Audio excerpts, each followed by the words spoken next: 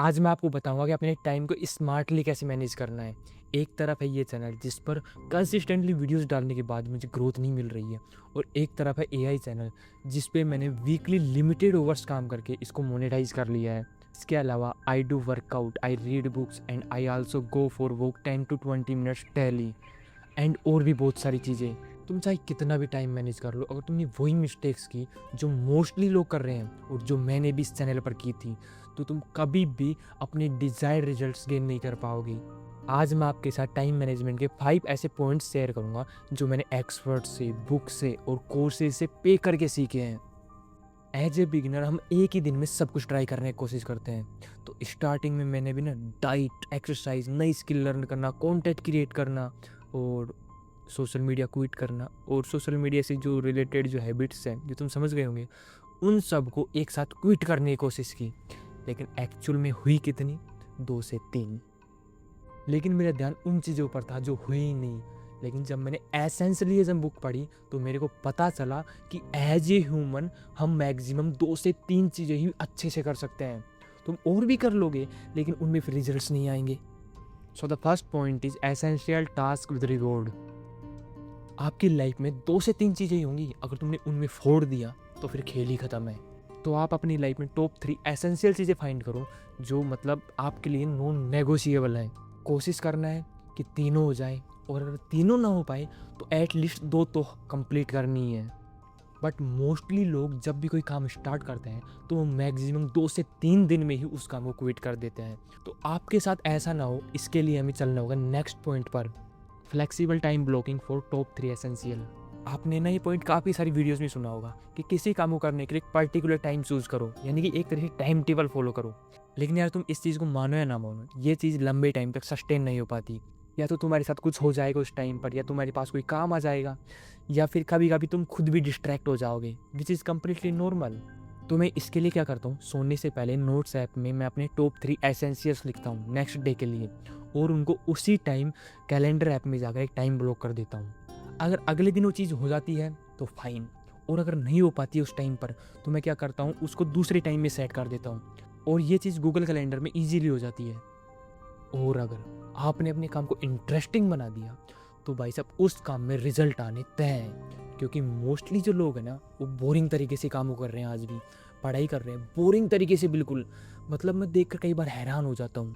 और मज़े की बात देखो, जब मैंने एक्सरसाइज करना स्टार्ट किया तो मैंने भी उसी तरीके को फॉलो किया कि पुशअप से लगाओ भाई साहब, ये जो मोस्टली वीडियोस में दिखाई जाती हैं। लेकिन वो चीज़ सस्टेन कितनी हो पाती है? मैक्सिमम 2 से 3 दिन। 2-3 दिन बाद मैं बिल्कुल मतलब मेरा मोटिवेशन एकदम डाउन हो गया। फिर मैंने इसके बारे में थोड़ा अपना दिमाग लगाया कि इसको इंटरेस्टिंग कैसे बनाया जा सकता है। तो मेरे को पता चला कि यार मतलब मैं बैडमिंटन खेल सकता हूँ, मैं वॉक के लिए जा सकता हूँ, मैं साइकिलिंग कर सकता हूँ। मैंने सिर्फ एक ऑप्शन क्रिएट नहीं किया, मैंने मल्टीपल इंटरेस्टिंग तरीके फाइंड आउट कर लिए, और इस चीज़ को सस्टेन करने की पॉसिबिलिटी ऑलमोस्ट 100% है। और मैंने इसी सेम कॉन्सेप्ट को अपनी पढ़ाई पर भी लगा दिया। एंड देन इमेजिन करो क्या हुआ, my study becomes like scrolling reels.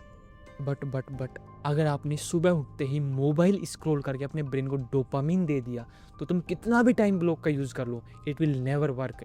तो हम इस चीज़ को फिक्स करने के लिए सोशल मीडिया को एलिमिनेट करेंगे। सुबह जब तुम उठते हो तो तुम्हारा ब्रेन है जो डेल्टा से थीटा वेव में ट्रांसफ़र हो रहा होता है, और अगर उस वक्त तुमने मोबाइल को स्क्रॉल कर लिया तो तुम्हारा ब्रेन सीधा ही डेल्टा से बीटा वेव में आ जाएगा, जो कि हमारे ह्यूमन ब्रेन के लिए बिल्कुल भी नॉर्मल नहीं है।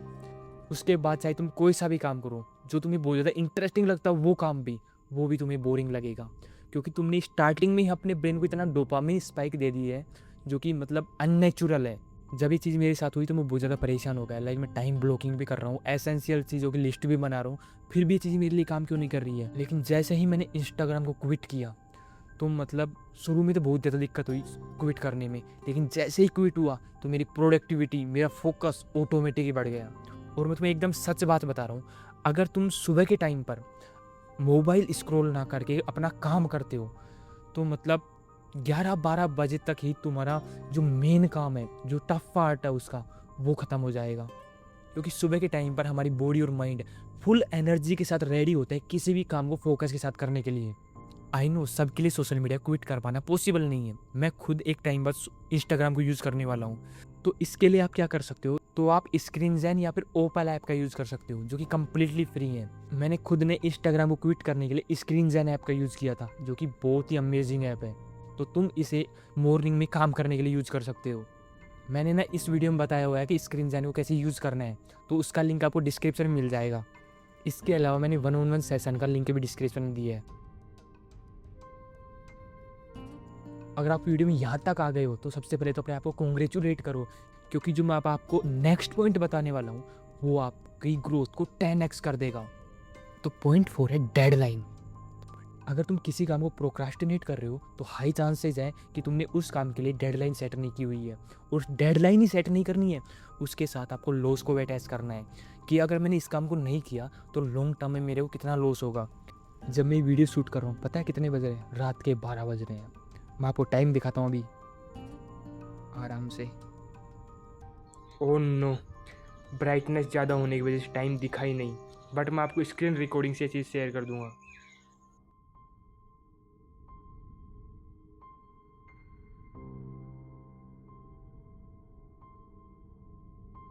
जो ये वीडियो देख रहे हो, इसमें मैंने अपनी ओल्ड वीडियो की जो मिस्टेक्स हैं उनको ठीक करने की कोशिश की है। एंड आई होप कि इस वीडियो पर अच्छे खासे व्यूज़ आए हों। तो मैंने कुछ सॉल्यूशन फाइंड किए और मैंने सिर्फ एक दिन पहले इसकी स्क्रिप्ट लिखी, यानी कि आज के दिन ही जो स्क्रिप्ट लिखी और अभी इसको रिकॉर्ड कर रहा हूँ। तो पहले मेरा मन कर रहा था कि मतलब मैंने इतनी सारी चीज़ें सीख ली हैं नेक्स्ट लेवल की, जिससे रिजल्ट्स आने की पॉसिबिलिटी है, तो क्यों ना इसको अगले वीक में रिकॉर्ड किया जाए।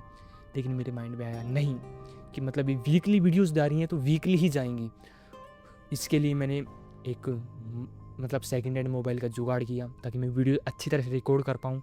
मतलब ये मोबाइल था बट ये वर्क नहीं किया। फिर मैंने इसका बेटर अल्टरनेटिव फाइंड किया, फिर मैंने दूसरा जुगाड़ लगाया, फिर ये वीडियो शूट कर रहा हूँ। ऐसा नहीं है कि मैंने अपने आप को बहुत ज़्यादा प्रेशराइज़ किया काम करने के लिए। एक टाइम बाद चीज़ें ऑटोमेटिक होने लग जाती हैं, बस आपको खेल को अच्छे से समझना है। हम सब एग्ज़ाम टाइम पर इतने अच्छे से कैसे पढ़ लेते हैं, उसका यही रीज़न है, उसमें एक डेडलाइन होती है और उसमें एक लॉस अटैच होता है। अगर इतने टाइम में तुम नहीं पढ़ोगे तो तुम फेल हो, तुम्हारे नंबर नहीं आएंगे। देखो, मैं इन पॉइंट्स को प्रॉपरली फॉलो करके क्लास टॉपर तक रह चुका हूँ। लेकिन अगर मैं इन पूरी चीज़ों में एक सिस्टम को ऐड कर देता तो मेरी जर्नी और स्मूथ हो जाती। मतलब वो सेम लेवल ऑफ रिजल्ट कम मेहनत में अचीव कर सकता था मैं अब आपको ये चीज़ इसलिए बता पा रहा हूँ क्योंकि मैंने सिस्टम के बिना भी काम किया हुआ है और सिस्टम को यूज़ करके भी काम किया हुआ है। तो मैंने डिफरेंस को देखा है कि मतलब सिस्टम बिना फॉलो किए रिजल्ट आ जाते हैं, लेकिन उसमें मेहनत ज़्यादा लगती है, उसमें थोड़ा सा आपको ज़्यादा हार्ड वर्क लगाना पड़ता है।